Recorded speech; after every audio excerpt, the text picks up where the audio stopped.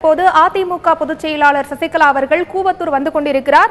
இன்று கூவத்தூர் வருகை தரும் அவர் அங்கேயே தங்க முடிவு செய்திருப்பதாகவும் தெரிகிறது. தற்போது அவர் எங்கு வந்து கொண்டிருக்கிறார்? இந்த தகவல் குறித்த விரிவான தகவல்களை சொல்லுங்க ராஜா. அஇஅதிமுக பொதுச் செயலாளர் திருமதி சசிகலா பயணம் செய்யக்கூடிய அந்த பயண வாகனத்தில் ஒரு வாகனத்தில் தான் நாம் சென்று கொண்டிருக்கிறோம்.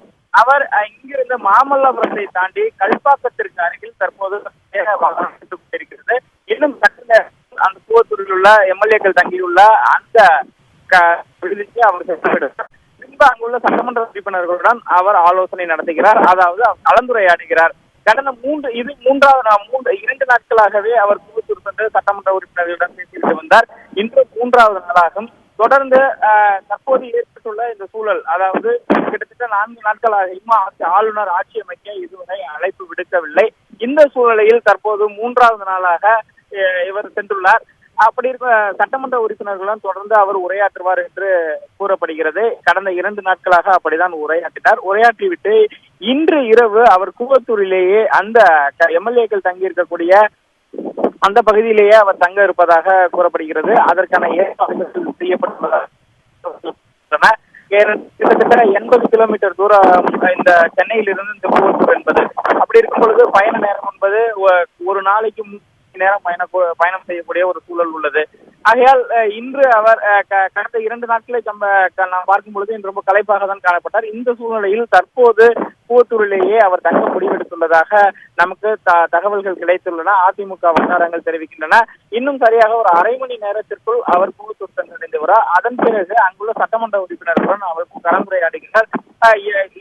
முதல் நாள் செல்லும் பொழுது நேற்று முன்தினம் கிட்டத்தட்ட ஒரு மணி நேரம் தொடர்ந்து எல்லோரிடமும் ஆலோசனை நடத்தினார் அங்குள்ள கூட்டரங்கில் அனைத்து சட்டமன்ற உறுப்பினர். அதன் பிறகு ஒவ்வொரு சட்டமன்ற உறுப்பினரும் தனித்தனியாக 3 to 5 நிமிடங்கள் சந்தித்து பேசினார்.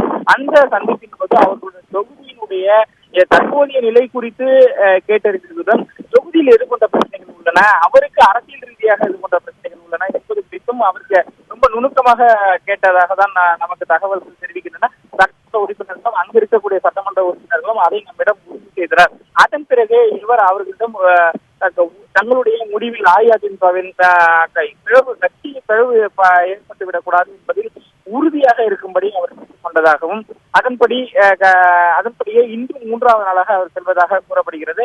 அந்த வகையில் இன்றும் சட்டமன்ற உறுப்பினர்களால் தனித்தனியாக அழைத்து பேச உள்ளதாக தெரிகிறது. தொடர்ந்து தற்போது ஆளுநர் இதுவரை ஆட்சி அமைக்க அழைக்கவில்லை. இவர்கள் அறுதி பெரும்பான்மையை கடிதமாக கொடுத்த பின்பும் இதுவரை இந்த ஒரு நீக்க நிலைதான், தற்பொழுது காலதாமத நிலைதான் ஏற்பட்டுக் கொண்டிருக்கிறது. கடந்த 4 நாட்களாக செய்தியாளர்களை ஒவ்வொரு முறையும் சலிக்காமல் அவர் அதிமுக பொதுச் செயலாளர் திருமதி சசிகலா சந்தித்து வருகிறார். செய்தியாளர்களை சந்திக்கும் பொழுது அவர் சூத்திரமாக தான் தெரிவிக்கிறார். பொறுத்திருந்து பாருங்கள், நாங்கள் நடவடிக்கை மேற்கொண்டு வருகிறோம் என்றுதான் எந்த விதத்தில் தான் தெரிவிக்கிறாரே தவிர நேரடியான எதிர்கொண்ட நடவடிக்கைகள் அதிமுக எடுத்து வருகிறது குறித்து இதுவரையில் தெரிவிக்கவில்லை. இந்நிலையில் நேற்று முன்தினம் ஆளுநரை சந்திக்க அனுமதி கோரியிருந்தார். மீண்டும் ஒரு கடிதம் கொடுத்திருந்தார். அதற்கும் ஆளுநர் மாளிகையிலிருந்து இதுவரை இவங்களுக்கு தகுந்த பதில் வரவில்லை. இந்த சூழ்நிலையில் தான் 3வது நாளாக இன்று கூவத்தூர் நோக்கி சென்று கொண்டிருக்கிறார். அதன் பிறகு இன்றும் தங்கியிருந்து சட்டமன்ற உறுப்பினர்களிடம் அவர் ஆலோசனை நடத்துவார் என்று தெரிகிறது. இங்கிருந்து வரும் பொழுது ஆங்காங்கே இந்த பயண வாகனத்தின் போது செல்லும் பொழுது ஆங்காங்கே குழந்தைகளை சந்தித்தார்.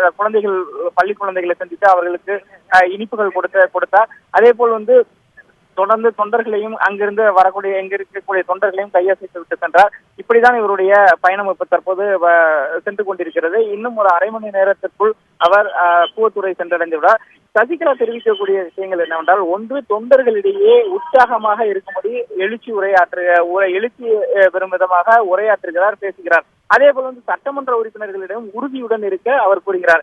இப்படி இந்த 2 நிலைப்பாட்டை தான் பார்க்க முடியவே தவிர 4 நாட்களாக ஆளுநர் இதுவரை மௌனம் காத்து வருகிறார், அழைக்கவில்லை. அதற்கு எது போன்ற ஏற்பாடுகளை அதிமுக நடவடிக்கைகளை எதிர்கொள்கிறது என்பது குறித்து நேரடியான நடவடிக்கைகள் இதுவரையில் இல்லை.